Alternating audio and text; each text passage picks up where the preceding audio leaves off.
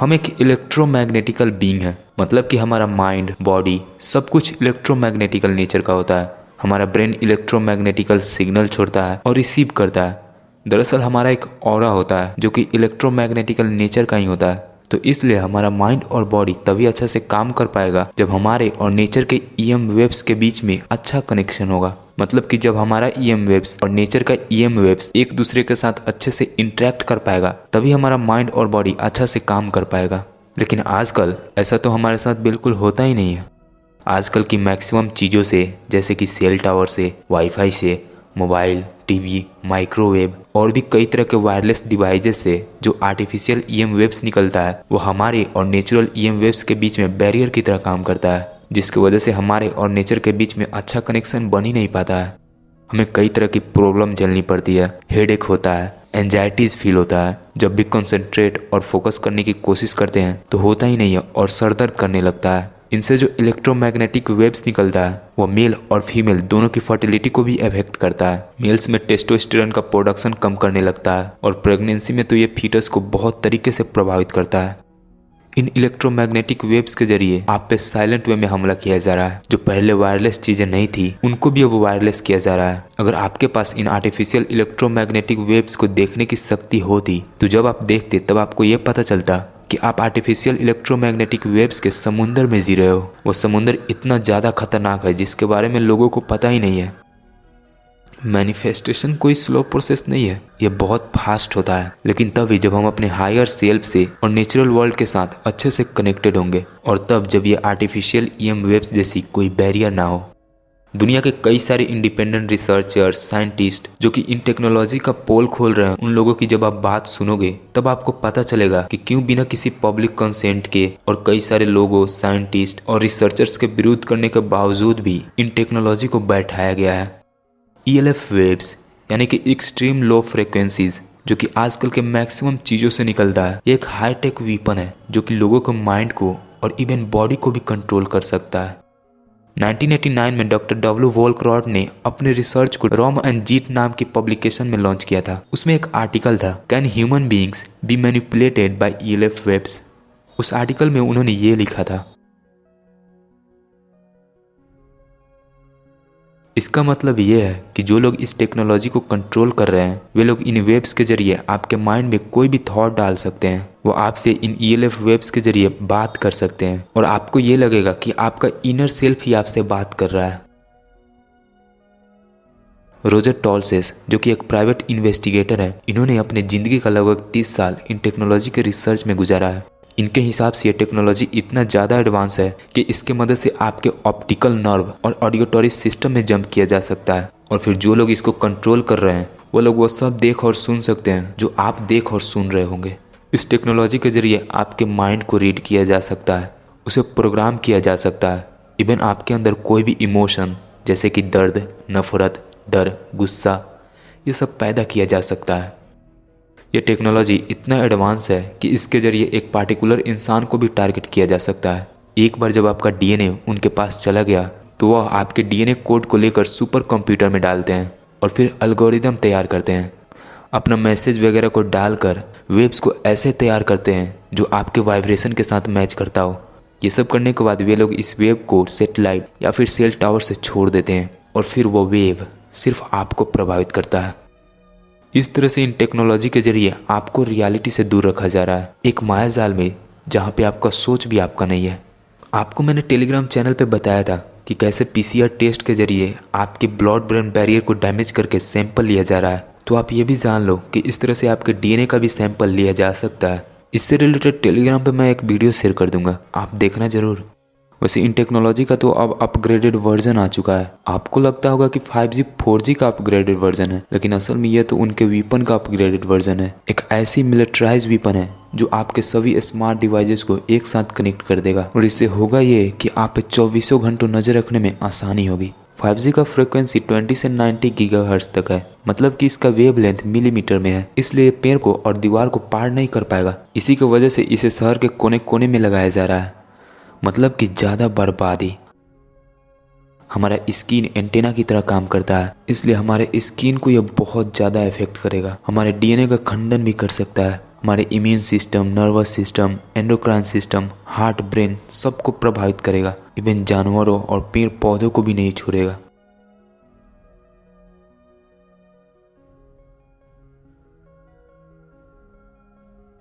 हमारे अंदर जितना ज़्यादा मात्रा में हेवी मेटल्स होता है, हम उतना ही ज़्यादा इन रेडिएशन को अट्रैक्ट करने वाले एंटेना बन जाते हैं। और आपको एंटेना बहुत पहले से ही बना कर रखा गया है और अभी भी उनका ये काम जारी है।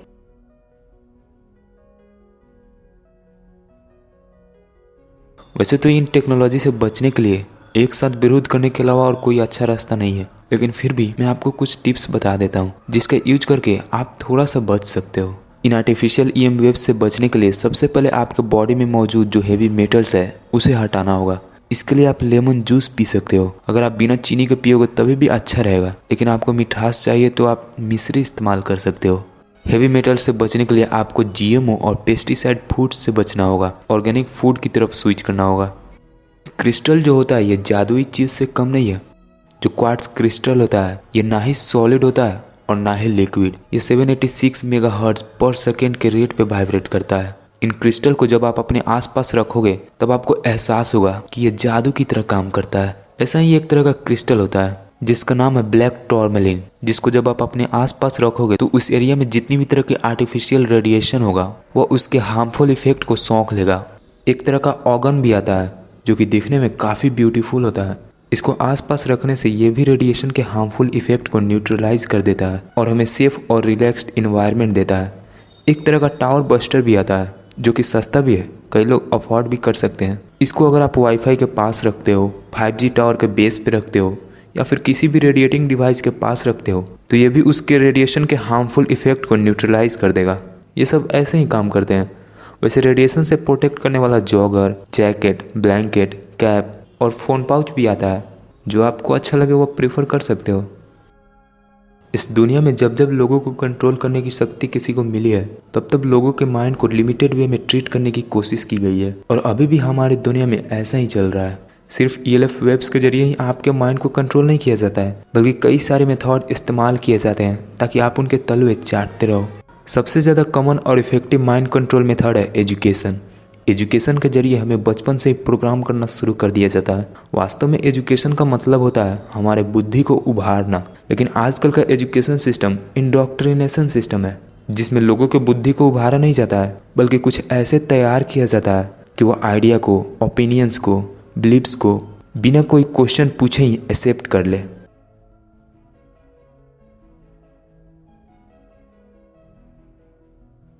ट्वेंटी सेंचुरी के स्टार्टिंग में रॉकफेलर और कार्जेनिक फाउंडेशन बहुत सारे रुपए एजुकेशन सिस्टम को डोनेट कर रहे थे। इनफैक्ट अमेरिका के नेशनल एजुकेशन एसोसिएशन को खासकर ये दो फाउंडेशन बहुत सपोर्ट कर रहे थे। फिर एक दिन अनुदान के रूप में ये लोग लाखों डॉलर्स दिए और ट्रेडिशनल एजुकेशन सिस्टम को जड़ से बदल दिए। एजुकेशन को एक ऐसा सिस्टम बना दिया गया जो क्रिटिकल थिंकिंग के बदले सिस्टमाइज टेस्टिंग यानी कि एक्सपेरिमेंट्स पे बिलीव करे। आजकल आप देखोगे तो स्कूल को मैंडेटरी कर दिया गया है। हमसे बोला जाता है कि स्कूल जाओगे तभी कुछ कर पाओगे। बोला जाता है कि हम अनइम्पॉर्टेंट है, अमुख्य हैं, हमारी कोई इम्पोर्टेंस ही नहीं है, इसलिए डिग्री लो, जॉब लो, ये लो वो लो, फिर आप एक इम्पॉर्टेंट पर्सन बन जाओगे। सच में क्या ऐसे हम इम्पॉर्टेंट पर्सन बन जाते हैं क्या? आपको दिन के लगभग 6 घंटे स्कूल में इन्वेस्ट करने पड़ते हैं। इन 6 घंटे में ऐसी नॉलेज दी जाती है जो हमें एक परफेक्ट गुलाम बनाती है। देखिए, अंत में सिर्फ आपका साउल बचता है और इस धरती पे आप अपने आप को विकसित करने के लिए आते हो। तो वही नॉलेज जो आपके साउल के हित के लिए होता है वही उचित होता है। अगर कोई सिर्फ बॉडी की जरूरतों को पूरा करने को सोचता है तो वह कुछ भी खाकर पूरा कर सकता है, और फिर उसके साथ वो होता है जिसका मैंने फर्स्ट पार्ट में जिक्र किया था, अपने आप से कनेक्शन टूट जाता है, जिसकी वजह से हमारा बॉडी भी अच्छा नहीं रहता है और आत्मा को भी काफ़ी दर्द होता है। लेकिन अगर आप फर्स्ट प्रायोरिटी आत्मा को देते हो तो अपने आप से कनेक्टेड रहने के लिए अच्छे डाइट्स भी लोगे, जिसकी वजह से सब कुछ अच्छा रहेगा, बॉडी भी ठीक रहेगी और जिस मकसद से आप इस धरती पे आए हो वो भी पूरा हो जाएगा। इसलिए जॉब के लिए मत पढ़िए, सिर्फ अपने आप को विकसित करने के लिए पढ़िए और फिर उसके बाद देखिएगा कि आपके लाइफ में क्या जादू होता है। आजकल के एजुकेशन सिस्टम में आपको वैसी नॉलेज नहीं दी जाती है जो आपके साउल के हित के लिए हो। आपको वैसी नॉलेज नहीं दी जाती है जो आपको अंदर से स्ट्रांग बनाए, बल्कि आपको वैसी नॉलेज दी जाती है जो आपको 9 to 5 रैट रेस के लिए तैयार करती है। आजकल के एजुकेशन सिस्टम का मेन मोटिव आपको एक अच्छा गुलाम बनाने का होता है। और लॉजिकली सोचे तो गुलामों को शिक्षा लिमिट में ही दी जाती है। आजकल की रियलिटी ऐसी ही है। आजकल आपसे मैक्सिमम नॉलेज छिपाई जाती है, और वो भी वैसी नॉलेज जो आपके भलाई के लिए होती है, और वैसी जो आपको इस माया जाल से निकलने में मदद करती है। वेटिकन लाइब्रेरी जो कि इटली के रोम शहर में है, यहाँ पे बुक्स को 53 माइल्स दूर कतार में रखी गई है। यहाँ पे पूरी दुनिया से इकट्ठा की गई ऐतिहासिक किताबों को रखा गया है। और सबसे मेन बात, ये पब्लिक के लिए ओपन ही नहीं है। आखिर क्यों?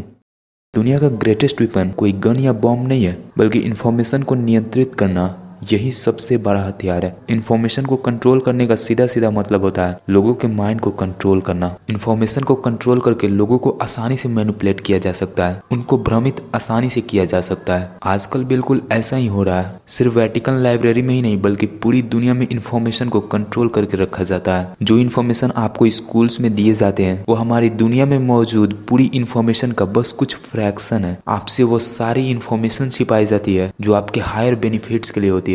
और एक बात और, आप तक जो इन्फॉर्मेशन पहुंचाई जाती है वो हर इन्फॉर्मेशन सही नहीं होता है। बहुत सारी आपको गलत इन्फॉर्मेशन दी जाती है ताकि आपको असलियत पता न चले और आप उनके मायाजाल में फंसे रहो।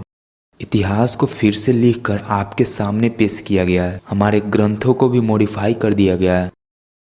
सभी एविडेंस को डिस्ट्रॉय कर दिया गया है और कुछ को मॉडिफाई करके आपके सामने पेश किया गया है। एंशिएंट स्टैचू को और बिल्डिंग को ख़त्म कर दिया गया है और कुछ को मॉडिफाई कर और उनका नाम बदल कर आपके सामने पेश किया गया है। और ये प्रोसेस अभी भी हर पल चल रहा है।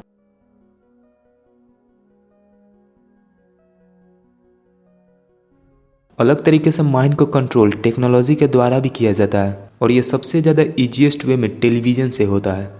सबसे पहली बात, टेलीविज़न पे जो चैनल्स आते हैं और उन पे जो प्रोग्राम दिखाए जाते हैं वो सब इंजीनियर किया गया रहता है। मतलब आप वही देखते हो जो आपको दिखाया जाता है। देखिए, सबसे ज़्यादा कॉमन और बेसिक माइंड कंट्रोल जो टेक्निक है वो है रेपिटेशन। जब कोई टॉपिक को बार बार रिपीट किया जाता है, अब चाहे वो बात झूठ ही क्यों ना हो, अगर उस बात को हर जगह हर चैनल पे रिपीट किया जाता है तो वो बात हमारे कॉन्शियस और सबकॉन्शियस माइंड दोनों में बैठ जाता है। खास करके उन लोगों के माइंड में बैठ जाता है जो किसी भी इन्फॉर्मेशन को पाने के बाद उस पर क्रिटिकल एनालिसिस नहीं करते हैं। अभी आप ऑब्जर्व करोगे तो पता चलेगा कि इस टेक्निक को हर जगह इस्तेमाल किया जा रहा है। टीवी की जो फ्लिकरिंग रेट्स होती है, यानी कि जिस स्पीड से टीवी की स्क्रीन ब्लिंक करती है, और भी कई सारे डिवाइसेस की स्क्रीन ब्लिंक करती है, तो आपको मैं बता दूं कि टेस्ट के थ्रू ये पता चला है कि ये फ्लिकरिंग रेट्स हमारे ब्रेन के अल्फा वेव को कम कर देता है। वही अल्फा वेव जो हमें मेडिटेटिव और रिलैक्स्ड स्टेट में रखता है। जब आप टीवी ऑन करते हो तब अल्फा वेव कम हो जाने के बाद आप हिप्नोटिक स्टेट में चले जाते हो। पहला काम तो आपके साथ यही होता है। दूसरा जो आप पे प्रभाव पड़ता है वो हर्बर्ट क्रूगमैन के द्वारा ढूंढा गया था। एक्सपेरिमेंट्स में उन्होंने ये पाया था कि जब कोई टीवी देखता है तब उसका ब्रेन एक्टिविटी लेफ्ट से राइट की तरफ स्विच हो जाता है। लेफ्ट ब्रेन से हमें जो थॉट्स आते हैं वो लॉजिकल होता है। यहाँ पे हम इन्फॉर्मेशन को ब्रेक डाउन करते हैं और क्रिटिकली एनालाइज करते हैं। राइट ब्रेन बिल्कुल इसके अपोजिट ही काम करता है। टीवी देखते वक्त जब ब्रेन एक्टिविटी लेफ्ट से राइट की तरफ स्विच हो जाता है तब हम उस वक्त बिना क्रिटिकली एनालाइज किए हुए हम ज़्यादा से ज़्यादा इन्फॉर्मेशन लेने पे फोकस करते हैं। इस वक्त हम लॉजिकली नहीं बल्कि इमोशनली रिस्पॉन्स करते हैं। आपने टीवी देखते वक्त ये सब फील किया ही होगा। एक बार आप ट्राई करके देखना, टीवी देखते वक्त आप ठीक से कुछ सोच भी नहीं पाओगे। तीसरा जो आप पे प्रभाव पड़ता है वो ये है कि हमारे अंदर एडिक्शन क्रिएट होता है। जब ब्रेन एक्टिविटी लेफ्ट से राइट की तरफ स्विच होता है तब हमारे अंदर एंडोर्फिन्स नाम का एक हार्मोन निकलता है। ये एक नार्कोटिक हार्मोन है जो हमें नशा लगाने का काम करता है। उस वक्त हमें प्लेजर फील होता है, दर्द दूर होने लगता है और हम काफ़ी कंफर्टेबल फील करने लगते हैं। ये सब उसी हार्मोन की वजह से होता है और बार बार हम इसी हार्मोन के मज़े लेने के लिए टीवी देखते हैं। टीवी पे जब कंटिन्यूसली इमेज डिस्प्ले होता है तब इसकी वजह से इलेक्ट्रोमैग्नेटिक वेव्स क्रिएट होता है जो कि लगभग 1/2 हर्ट्ज से 24 हर्ट्ज तक होता है। तो इस रेंज का इलेक्ट्रोमैग्नेटिक वेव जब हमसे टकराता है तब ये हमारे नर्वस सिस्टम के साथ कुछ ऐसे खिलवाड़ करने लगता है जिसकी वजह से हमें एक्साइटमेंट फील होने लगता है, हम उत्तेजित हो जाते हैं। इन्हीं सब कारणों की वजह से हमें टीवी देखने का और मन करता है। इसलिए ज़्यादातर लोग टीवी से एडिक्टेड हो जाते हैं क्योंकि आजकल के ज़्यादातर लोग सिर्फ एंटरटेनमेंट के पीछे भागते हैं। इसलिए बहुत कम ऐसे लोग होते हैं जो टीवी नहीं देखने पर जीत पाते हैं। अभी टीवी के बारे में आपने जो कुछ भी सुना उसका एक छोटा सा रिकैप लेते हैं। जब आप टीवी ऑन करते हो तब फ्लिकरिंग रेट्स की वजह से आपके ब्रेन का अल्फा वेव कम हो जाता है जिसकी वजह से आप हिप्नोटाइज हो जाते हो और फिर आपके ब्रेन एक्टिविटी को राइट में स्विच कर दिया जाता है। और फिर जब आप क्रिटिकली एनालाइज नहीं कर पाते हो तब आपके ऊपर इन्फॉर्मेशन की बरसात की जाती है। आपको पता है इस स्टेट में यानी कि टीवी देखते वक्त हमारा सबकॉन्शियस माइंड सबसे ज़्यादा सम्मोहनीय होता है। तो इस वक्त आप जो भी इन्फॉर्मेशन टीवी से लेते हो वो आपके मेमोरी पूल का पार्ट बन जाता है। हमारा बिलीफ सिस्टम और कुछ नहीं बल्कि मेमोरी का कलेक्शन ही है। तो टीवी के द्वारा हमारे अंदर न्यू मेमोरीज बैठाना मतलब कि न्यू बिलीफ सिस्टम बनाना, ऐसा ही टीवी करता है आपके साथ। आपको हिप्नोटाइज करके आपके अंदर नई बिलीफ सिस्टम बनाई जाती है। आप सोचते हो कि रिमोट आपके हाथ में है तो टीवी को आप कंट्रोल कर रहे हो, लेकिन वास्तव में तो वो टीवी है जो आपको कंट्रोल करके आपको प्रोग्राम करता है। और जानते भी हैं आप वो प्रोग्रामिंग किस तरह की होती है।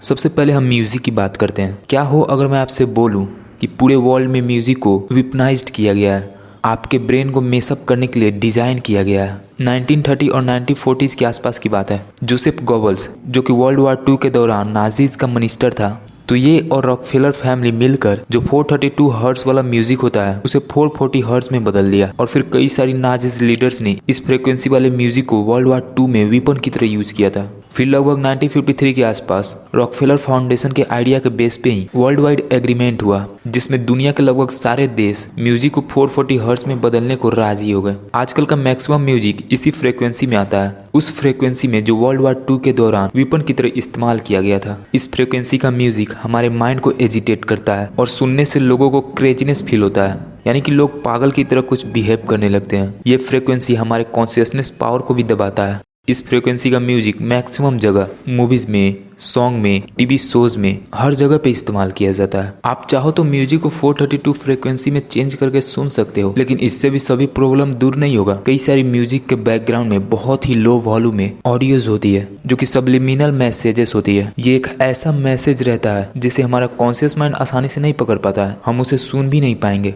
ये मैसेज डायरेक्टली हमारे सबकॉन्शियस माइंड में जाता है। सबलिमिनल मैसेजेस के थ्रू हमारे अंदर फिजिकल चेंजेस लाए जा सकते हैं, हमारी प्रोग्रामिंग भी की जा सकती है, इवन हमसे कोई काम भी करवाया जा सकता है। सबलिमिनल मैसेजेस सिर्फ ऑडियो में ही नहीं बल्कि वीडियोज में भी होती है। वीडियोज में कुछ ऐसी छिपी हुई रहती है कि हम आसानी से देख भी नहीं पाते हैं। कुछ इस तरह का रहता है।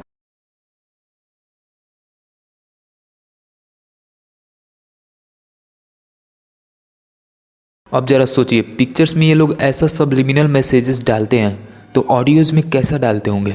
ज़्यादातर मैसेजेस जो ऑडियोज और वीडियोज में होती है वो शैतानी रस्म रिवाज से संबंधित होती है। कार्टून प्रोग्राम्स ही बच्चों के लिए इतना घटिया तैयार किया जाता है जिसका वीडियो मैं यहाँ पे तो नहीं दिखाऊंगा, बस इतना बता सकता हूँ डबल मीनिंग वाला प्रोग्राम रहता है, एविल सिस्टम को बढ़ावा देने वाला रहता है, क्रिमिनल माइंडसेट वाला प्रोग्राम रहता है। अगर आपको कुछ उदाहरण देखना है तो मैं टेलीग्राम पे पोस्ट कर दूंगा, आप वहाँ पे देख सकते हो। वैसे हम टीवी पे कुछ देखकर कितना बार उसे असल जिंदगी में करने की कोशिश करते हैं। जैसे कि टीवी पे हम कोई फाइटिंग देखते हैं तो घर पे हम फाइटिंग वाले गेम खेलने लगते हैं। लेकिन चलिए कुछ साल पहले की बात करते हैं। पहले के लोग टीवी पे सुपरमैन को उड़ते हुए देखते थे और फिर रियल लाइफ में सुपरमैन का ड्रेस पहनकर बालकोनी से कूद जाते थे।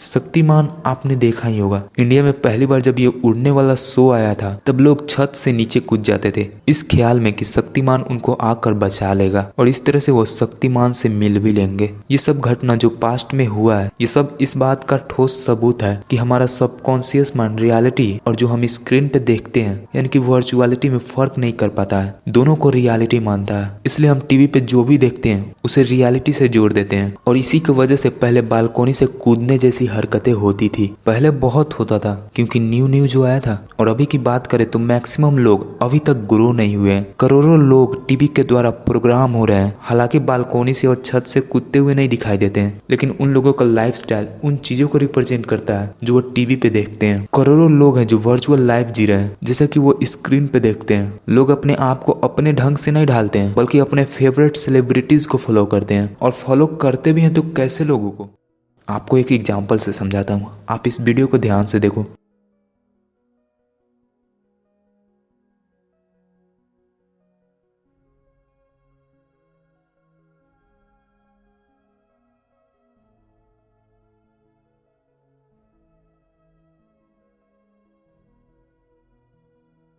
समझ गए ना? तो कहीं ऐसा तो नहीं जिन लोगों को आप फॉलो कर रहे हो वो आपको मायाजाल की तरफ ही खींच के ले जा रहे हैं। MK अल्ट्रा ये एक माइंड कंट्रोल प्रोग्राम है जो कि CIA कंट्रोल करती है। ये MK ultra program Sydney Gottlieb के द्वारा 1953 में बनाया गया था। इसके हिसाब से अगर किसी के माइंड को कंट्रोल करना है तो सबसे पहले उसके माइंड को मिटाना होगा, ब्रेन वॉश करके उसको कुछ ऐसे बना देना होगा कि वो अपना पहचान तक भी भूल जाए और दुनिया के कुछ समझ ना हो। सेम बच्चे की माइंड की तरह बनाना होगा। जब ऐसा हो गया तब उसको अपने ढंग से प्रोग्राम करके उसको पूरी तरह से कंट्रोल किया जा सकता है। कुछ ऐसा सोचा था सिडनी गॉटलिब ने। MK अल्ट्रा प्रोग्राम में यही होता है। वे लोग सबसे पहले अपना शिकार ढूंढते हैं, फिर उसको बहुत टॉर्चर किया जाता है। उसको कई सारे ड्रग्स दिए जाते हैं, एक साथ ऐसे ड्रग्स भी दिए जाते हैं जो एक दूसरे के अपोजिट काम करता है। पैरालाइज करने वाला ड्रग्स भी दिया जाता है, उसको हिप्नोटाइज भी किया जाता है, इलेक्ट्रिक शॉक भी दिया जाता है। इस तरह से कई तरीकों से टॉर्चर करके उसके माइंड को पूरी तरह से खाली कर दिया जाता है और फिर अपने हिसाब से उसको प्रोग्राम कर दिया जाता है। वे लोग बोलते हैं कि इस प्रोजेक्ट को 1973 में ही बंद कर दिया गया था, लेकिन ऐसा नहीं है। अभी भी आप MK अल्ट्रा के कई सारे शिकार देख सकते हो। पॉर्न इंडस्ट्रीज और हॉलीवुड्स के कई सारे लोग इस प्रोजेक्ट के शिकार हैं। ऐसे लोग एलियट्स के लिए काम करते हैं और आपको डिस्ट्रैक्ट करने का काम करते हैं। एक और बात, बिग स्टेजेस पे जिन लोगों को आप देखते हो, जरूरी नहीं है कि वो आपको लड़का दिख रहा है तो असल में लड़का ही होगा, और ये भी गारंटीड नहीं है कि लड़की दिख रही है तो असल में लड़की ही होगी। मैक्सिमम सेलिब्रिटीज ट्रांसजेंडर हैं। कई सारे पॉलिटिशियन और सेलिब्रिटीज के प्राइवेट पार्ट को बचपन में ही बदल दिया गया था। अब आप जरूर पूछोगे कि वे लोग आखिर ऐसा क्यों करते हैं। असल में ये सब उनका रिलीजन है। वो अपने रिलीजन में लूसीफर को पूजते हैं। लूसीफर जो कि शैतान है, वो गॉड के विरुद्ध होता है। उसको भगवान की दी गई चीजें पसंद नहीं आती है, इसलिए जो उसको पूज रहे हैं अगर वह भगवान का दिया हुआ बॉडी लेकर जाएगा तो लूसीफर खुश नहीं होता है, इसलिए वो लोग अपना जेंडर ही चेंज कर लेते हैं। इन सब बातों का सबूत आपको टीवी पे कई बार दिखाया गया होगा।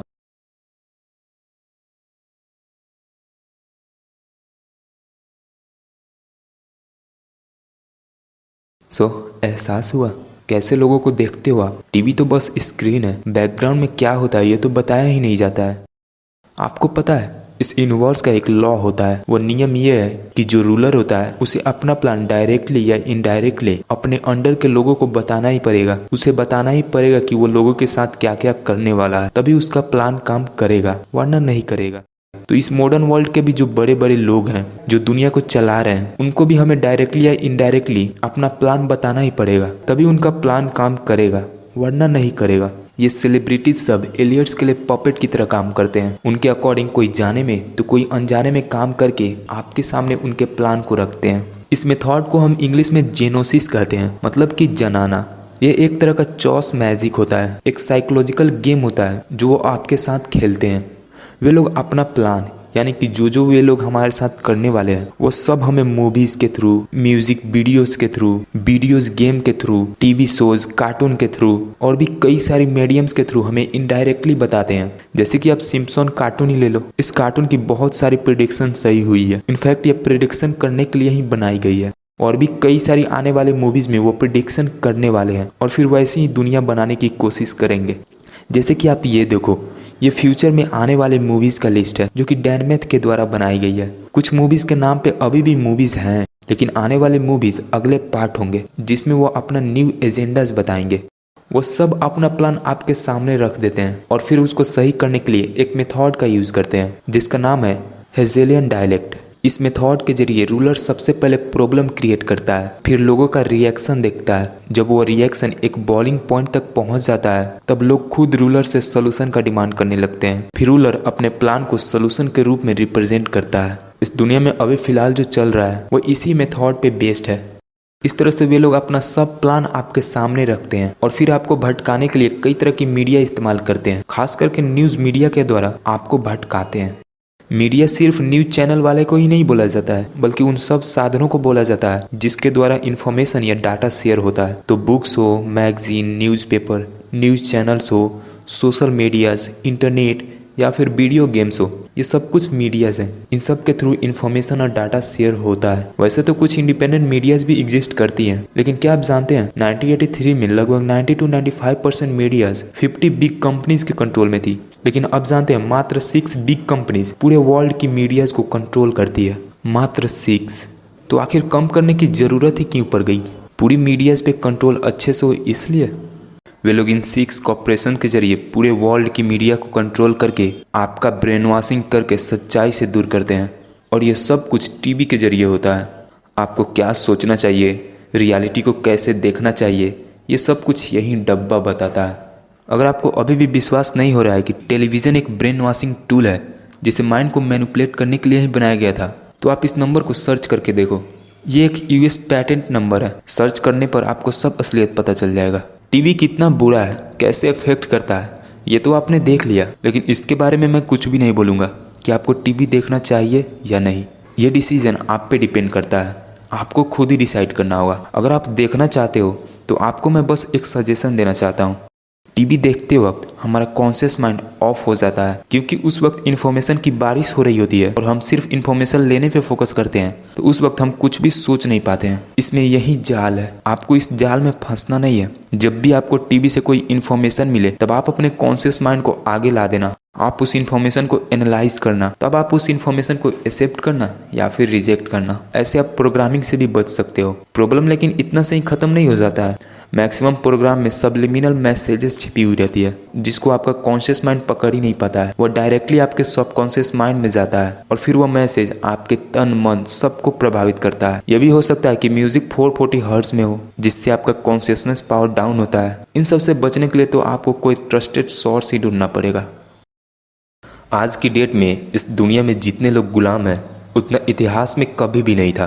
पहली पार्ट में मैंने आपको बताया था कि इटली के रोम शहर में एक न्यू स्लेवरी सिस्टम लॉन्च हुई थी। तो उस न्यू स्लेवरी सिस्टम का नाम था मेंटल स्लेवरी सिस्टम। आजकल के मैक्सिमम लोगों को गुलाम उनके माइंड को कंट्रोल करके ही बनाया गया है। ये एलियट्स के लिए तो सबसे अच्छा स्लेवरी सिस्टम है, लेकिन लोगों के लिए सबसे खतरनाक। इस स्लेवरी सिस्टम में लोगों के माइंड को कंट्रोल करके उनके सामने एक भ्रम पैदा कर दिया जाता है, जिसको वह सच्चाई मानने लगते हैं। उसमें लोगों को लगता है कि वो आज़ाद है। इस स्लेवरी सिस्टम में गुलाम उन पे विश्वास करते हैं, उनसे प्यार करते हैं जो उनको गुलाम बनाए रखता है, और उनसे नफरत करने लगते हैं, उसको दुश्मन बना लेते हैं जो उन्हें आज़ाद करवाना चाहता है। देखिए, दुनिया में दो तरह के जागरूक लोग हैं, एक अच्छे तो दूसरे बुरे। कॉन्स्पिरेसी थियोरिस्ट को हमेशा से गलत नज़र से देखते आया जा रहा है। मैंने आपसे अभी जितनी भी बातें कहा, हो सकता है कुछ लोग इसे कॉन्स्पिरेसी कहकर ठुकरा दे। आप सच में कॉन्स्पिरेसी थियोरिस्ट को माइंडलेस मानते हो क्या? तो मुझे ये बताइए कि जो सच कॉन्स्पिरेसी थियोरिस्ट आपके सामने लाते हैं, जिसे बकवास कह दिया जाता है, वैसी सच सामने लाने से उनको क्या मिलता है? ना ही इसके उन्हें पैसे मिलते हैं, ना ही धन्यवाद मिलता है, ना ही कोई अप्रिसिएट करता है। इन सब के बदले उन पे चिल्लाया जाता है, उनका मजाक उड़ाया जाता है, उन्हें नफरत किया जाता है और इवन उनकी जान भी ले ली जाती है। फिर भी वे लोग अपना टाइम सच ढूंढने में लगाते हैं और फिर से आपके सामने सच रखते हैं। आखिर ऐसा क्यों करते हैं वो? 1967 की बात है। इसी साल के आसपास जब अमेरिका के 35वें प्रेसिडेंट जॉन एफ कैनेडी का हत्या हुआ था, तब CIA के इन्वेस्टिगेशन के बाद जो लोग उनके इन्वेस्टिगेशन पे सवाल उठा रहे थे और बोल रहे थे कि कैनेडी को अकेला सिर्फ LH ओसवाल्ड ने ही नहीं मारा है, बल्कि और भी लोग शामिल हैं, तब उस वक्त CIA ने उन लोगों के खिलाफ पहली बार कॉन्स्पिरेसी थ्योरी शब्द का यूज किया था और यही कहकर उनके बातों को ठुकरा दिया था कि यह सिर्फ कॉन्स्पिरेसी थ्योरी है। कॉन्स्पिरेसी थ्योरी इस शब्द का खोज CIA के द्वारा ही हुआ था, उन लोगों को इग्नोर करने के लिए जो ऑफिशियल वर्क पे सवाल उठाते हैं। वैसे याद है ना, माया जाल हर एक जगह पे है, सब तरफ आपको फंसाने के लिए जाल बिछाए गए हैं। तो कॉन्स्पिरेसी थ्योरिस्ट के बारे में आपको एक बात जान लेनी चाहिए कि फेक कॉन्स्पिरेसी थ्योरिस्ट भी होते हैं जो फेक कॉन्स्पिरेसी थ्योरी फैलाते हैं। फेक वाले एजेंट होते हैं जिनका सिर्फ काम ही होता है कॉन्स्पिरेसी थ्योरिस्ट को बदनाम करना, ताकि लोग उन पे विश्वास ना करें। लोग इन कॉन्स्पिरेसी थ्योरिस्ट पे विश्वास करें या ना करें, लेकिन पॉलिटिशियन पे बहुत विश्वास करते हैं। पॉलिटिशियन और कोई नहीं बल्कि उनके पॉपेट्स हैं, जिनको इसलिए रखा गया है ताकि वो आपको बताते रहें कि आपके पास फ्रीडम है, लेकिन वास्तव में ऐसा कुछ भी नहीं है। आपको कंट्रोल करने के लिए पॉपेट्स बैठे हुए हैं और उन पॉपेट्स का भी ऑनर है। आप क्या खाओगे, क्या पियोगे, कैसे रहोगे, ये सब कुछ वे लोग डिसाइड करते हैं। वे लोग ये बिल्कुल भी नहीं चाहते कि हम लोगों के पास क्रिटिकली किसी बात को एनालाइज करने की काबिलियत हो। ये उनके इंटरेस्ट के खिलाफ है। वे लोग बस आज्ञाकारी मजदूर चाहते हैं, बस इतना ही स्मार्ट लोग चाहते हैं कि वो मशीन को चला सके और डॉक्यूमेंट्स वगैरह का काम कर सके। स्कूल के जरिए आपको तो यही सिखाया ही जाता है। वे एलियट्स लोगों को इतना बेवकूफ़ चाहते हैं कि लोग ये ना पहचान सके कि चीज़ों की महंगाई जिस रेट से बढ़ रही है, ये काफ़ी ज़्यादा है उनके सैलरी ग्रोथ रेट से। ये तो मैंने कुछ ज़्यादा ही बोल दिया। आपके सैलरी का ग्रोथ रेट माइनस में भी चलता है। कभी सोचा है आपने कि कैसी दुनिया में जी रहे हो आप? आपको एक बाउंड्री में रखा गया है और वो बाउंड्री उन्हीं सब चीज़ों से बनी हुई है। Toxics believes, toxics foods, toxics medication, toxics air और एनवायरनमेंट। और इस बाउंड्री में आपको फंसाए रखने के लिए कई सारे मेथड का इस्तेमाल किया जाता है। आपको डिस्ट्रैक्ट करने के लिए कई सारी चीज़ों की व्यवस्था है। आप सही इन्फॉर्मेशन तक ना पहुंच पाओ, इस बाउंड्री के बारे में ना जान पाओ, इसलिए इन्फॉर्मेशन पे सेंसरशिप है। इस बाउंड्री के अंदर हर पल युद्ध चल रहा है। वो लड़ाई बम और बंदूक से नहीं लड़ी जा रही है, बल्कि वह साइलेंट वार है जिसमें क्वाइट वेपन्स का इस्तेमाल किया जा रहा है। इस युद्ध से तो अधिकतम लोग अभी अनजान है, इसलिए वार अभी सिर्फ लोगों पे हो रहा है। इस बाउंड्री के अंदर आपने जन्म लिया था, तब आपका कोई गलती नहीं था, लेकिन अगर आपने इस बाउंड्री में बिछाए गए जाल को पहचान कर इस बाउंड्री को तोड़ने की कोशिश नहीं की तो सब आपकी गलती होगी। वे लोग वैसे भी सब कुछ बता कर करते हैं। आप हिडन मैसेजेस को समझना शुरू करो, वरना जल्दी आपके साथ बहुत ही बुरा होगा। वैसे अभी तक मैंने जितनी भी बातें बोला है, हो सकता है कि आपको साई-फाई लगे, तो आप इन पैटर्न्स पे जरूर रिसर्च करना एक बार। मिलते हैं लास्ट पार्ट द कंक्लूजन में।